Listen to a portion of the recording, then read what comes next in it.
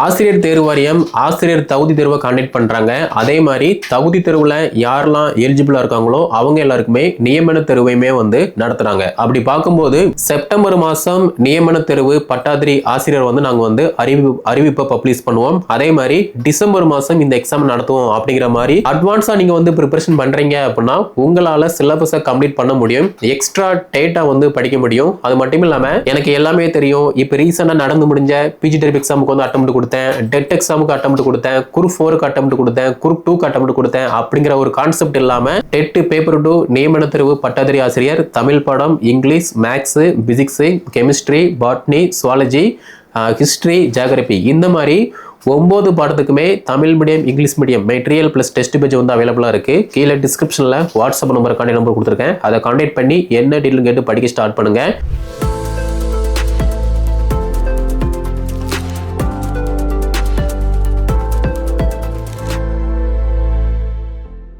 ஆசிரியர் தேர்வு வாரியம் ஆசிரியர் தகுதி தேர்வை கண்டக்ட் பண்றாங்க. அதே மாதிரி தகுதி தேர்வுல யாரெல்லாம் எலிஜிபிளா இருக்காங்களோ அவங்க எல்லாருக்குமே நியமன தேர்வையுமே நடத்துறாங்க. அப்படி பார்க்கும்போது இந்த மாசம் 15ஆம் தேதி 16ஆம் தேதி டெட் எக்ஸாம் காண்டக்ட் பண்றாங்க. அது மட்டும் இல்லாம நீங்க வருடாந்திர கால அட்டவணையை பார்த்திருந்தீங்க அப்படின்னா உங்களுக்கு தெரிய பாசிபிள் இருக்கு.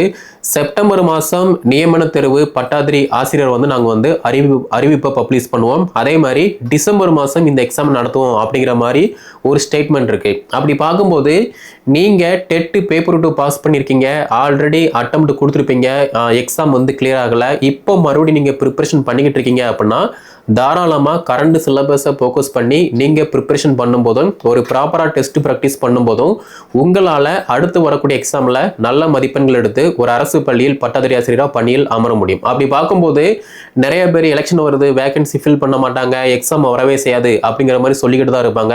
சொல்றவங்க வாயை ஒன்றும் பண்ண முடியாது. பட் நீங்க உங்களுடைய காதை பொத்திக்கிட்டு உங்களுக்கு ஒரு அரசு பள்ளியில் அரசு ஆசிரியராக பணியில் அமரணும் அப்படின்னு கனவு இருக்கு அப்படின்னா தாராளமா இப்ப இருந்தே படிக்க ஸ்டார்ட் பண்ணுங்க. ஏன் அப்படின்னா எக்ஸாம் வந்ததுக்கு அப்புறமா அந்த 60 நாள் 90 நாள்ல உங்களால எல்லாத்தையுமே கவர் பண்ண முடியாது. நீங்க நல்லா படிச்சா கூட ஒரு ப்ராப்பரா டெஸ்ட் ப்ராக்டிஸ் பண்ண முடியாது. அப்போ அட்வான்ஸா நீங்க ப்ரிப்பரேஷன் பண்றீங்க அப்படின்னா உங்களால சிலபஸை கம்ப்ளீட் பண்ண முடியும். எக்ஸ்ட்ரா டேட்டா படிக்க முடியும். அது மட்டும் இல்லாம நோட்டிபிகேஷன் வந்ததுக்கு அப்புறமா உங்களால நீங்க படிச்சதை ரிவிஷன் பண்ணிட்டு அந்த 90 நாள் 60 நாள்ல நல்லா ப்ராக்டிஸ் பண்ணீங்க அப்படின்னா உங்களால எக்ஸாம்ல நல்ல மதிப்பெண்கள் எடுக்க முடியும். அப்படி பார்க்கும்போது இந்த நியமன தேர்வு பட்டாதிரி ஆசிரியரை பொறுத்த மட்டும் எக்ஸாம் பேட்டர்ன் ஃபர்ஸ்ட் எலிஜிபிளை பொறுத்த மட்டும் நீங்க டெட் பேப்பர் 2 தேர்ச்சி பெற்றிருக்க வேண்டும். அதே மாதிரி எக்ஸாம் பேட்டர்னை பொறுத்த மட்டும் தகுதி தேர்வு 2வது முதன்மை தாளை பொறுத்த மட்டும் நீங்க என்ன பாடமோ, ஃபார் எக்ஸாம்பிள் நீங்க தமிழ் பாடமா இருக்கலாம், 150 வினாக்கள் தமிழ் வினாக்கள் மட்டும் இருக்கும்.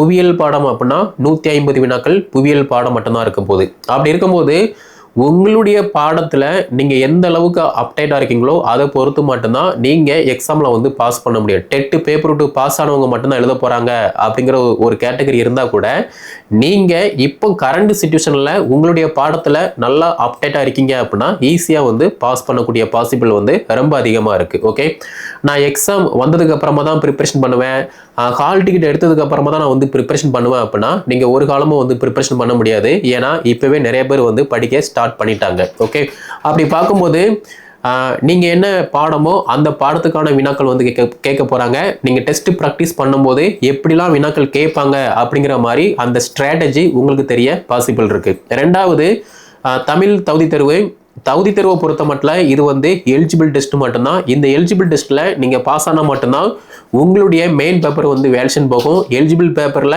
நீங்க அவுட் ஆயிட்டீங்க அப்படின்னா உங்களுடைய மெயின் பேப்பர் வேலிடேஷன் போகாது. அப்படி இருக்கும்போது எனக்கு எல்லாமே தெரியும். இப்போ ரீசெண்டாக நடந்து முடிஞ்ச பிஜிடெரிப் எக்ஸாமுக்கு அட்டெம்ப்ட் கொடுத்தேன், டெட் எக்ஸாமுக்கு அட்டெம்ப்ட் கொடுத்தேன், குரூப் 4க்கு அட்டெம்ப்ட் கொடுத்தேன், குரூப் 2க்கு அட்டெம்ப்ட் கொடுத்தேன் அப்படிங்கிற ஒரு கான்செப்ட் இல்லாமல் எனக்கு எல்லாமே தெரியும். இந்த எக்ஸாமுக்கெல்லாம் அட்டெம்ப்ட் கொடுத்துருக்கேன், வரக்கூடிய எக்ஸாமுக்கும் நான் அட்டெம்ப்ட் கொடுக்க போகிறேன். ஸோ நான் எனக்கு தெரிஞ்சதை நான் ரிவிஷன் பண்ணிட்டு ப்ராக்டிஸ் பண்ணுறேன் அப்படின்னா உங்களால் தகுதி தேர்வில் நல்ல மதிப்பெண்கள் தகுதி பெறக்கூடிய பாசிபிள் இருக்குது. ஓகே, அடுத்து மேஜரை பொறுத்த மட்டும் நீங்கள் மேபி ஸ்கூலில் ஒர்க் பண்ணலாம், ஸ்கூலில் ஒர்க் பண்ணாமல் இருக்கலாம். எப்படி இருந்தாலுமே சிலபஸ் என்ன, ப்ரீவியஸ் இயரில் எப்படி கொஸ்டின் கேட்டாங்க, இப்போ கரண்ட் சிச்சுவேஷனில் ஸ்கூல் புக்கில் என்னென்ன டேட்டா இருக்குது. ஏன்னா உங்களுடைய பாடம் சார்ந்த லெசன்ல நிறைய டேட்டா வந்து இப்போ ஆட் பண்ணியிருக்காங்க. அப்படி இருக்கும்போது அது எல்லாத்தையுமே பேசிக் கான்செப்ட் எல்லாமே நீங்க படிச்சிட்டீங்க அப்படின்னா அடிப்படையை நீங்கள் படிக்கும்போது அடுத்தபடியாக பட்டப்படிப்பு தரத்தில் படிக்கும்போது ஈஸியாக வந்து உங்களுக்கு ஒரு நல்ல ஒரு அண்டர்ஸ்டாண்டிங் வந்து கிடைக்கும்.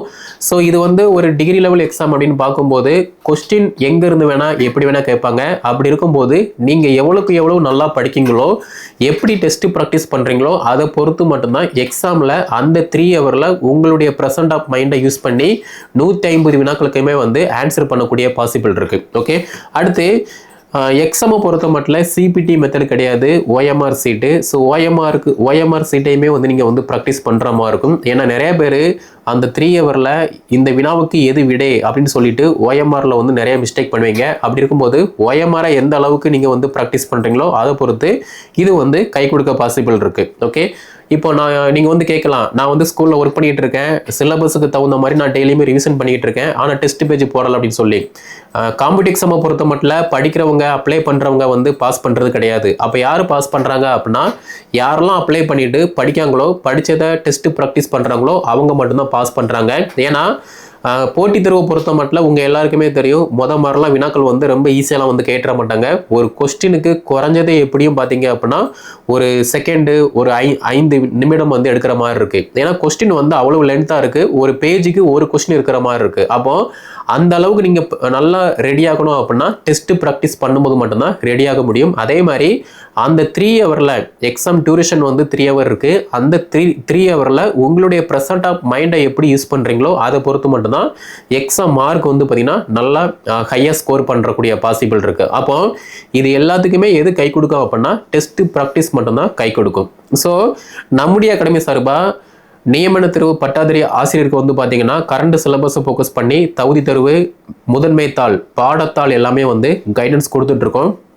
இப்போ கரண்ட் சுச்சுவேஷனில் உங்கள் பாடத்தில் என்ன அப்டேட் இருக்கோ அதுக்கு தகுந்த மாதிரி தான் material plus test page Tamil medium English medium வந்து ப்ரொவைட் பண்ணுவோம். அதை நீங்கள் வந்து ஃபாலோ பண்ணி டெஸ்ட் ப்ராக்டிஸ் பண்ணுற மாதிரி இருக்கும். ஓகே, நான் படிச்சுட்டு இருக்கேன், டெஸ்ட் ப்ராக்டிஸ் பண்ணலை அப்படின்னா கதைக்காகாது. நீங்கள் படிக்கணும், டெஸ்ட் ப்ராக்டிஸ் பண்ணணும். நீங்கள் ரிப்பீட்டடாக எவ்வளோக்கு எவ்வளோ நிறைய டெஸ்ட் போடுறீங்களோ அதை பொறுத்து மட்டும்தான் ஒரு டாப்பிக்கில் எப்படிலாம் வினாக்கள் கேட்பாங்க, எப்படி கேட்டாலுமே உங்களுக்கு ஆன்சர் பண்ணக்கூடிய டேலண்ட் வந்து டெஸ்ட் ப்ராக்டிஸ் மட்டும்தான் கை கொடுக்கும். ஓகே, ஸோ கீழே டிஸ்கிரிப்ஷனில் வாட்ஸ்அப் நம்பர், கான்டாக்ட் நம்பர் எல்லாமே கொடுத்துருக்கேன். அதை கான்டாக்ட் பண்ணி என்ன டீட்டெயில் கேட்டு படிக்க ஸ்டார்ட் பண்ணுங்கள். டெட் பேப்பர் 2 நியமன தேர்வு பட்டாதாரி ஆசிரியர் தமிழ் பாடம், English, maths, physics, chemistry, botany, zoology, history, geography இந்த மாதிரி 9 பாடத்துக்குமே Tamil medium English medium material plus test page வந்து அவைலபிளாக இருக்குது. கீழே டிஸ்கிரிப்ஷனில் வாட்ஸ்அப் நம்பர், கான்டாக்ட் நம்பர் கொடுத்துருக்கேன். அதை கான்டாக்ட் பண்ணி என்ன டீட்டெயில் கேட்டு படிக்க ஸ்டார்ட் பண்ணுங்கள். இந்த வீடியோ தொகுப்பை டெட் பேப்பர் 2 பாஸ் பண்ணிவிட்டு நியமன தேர்வுக்காக யாரெல்லாம் ப்ரிப்பரேஷன் பண்ணுறாங்களோ, ப்ரிப்பரேஷன் பண்ணாமல் இருக்காங்களோ அவங்க எல்லாருக்குமே ஷேர் பண்ணுங்கள். அவங்களும் வந்து படித்து பயன்படுத்தும். மேலும் தகவல் பெற சப்ஸ்கிரைப் பண்ணுங்கள்.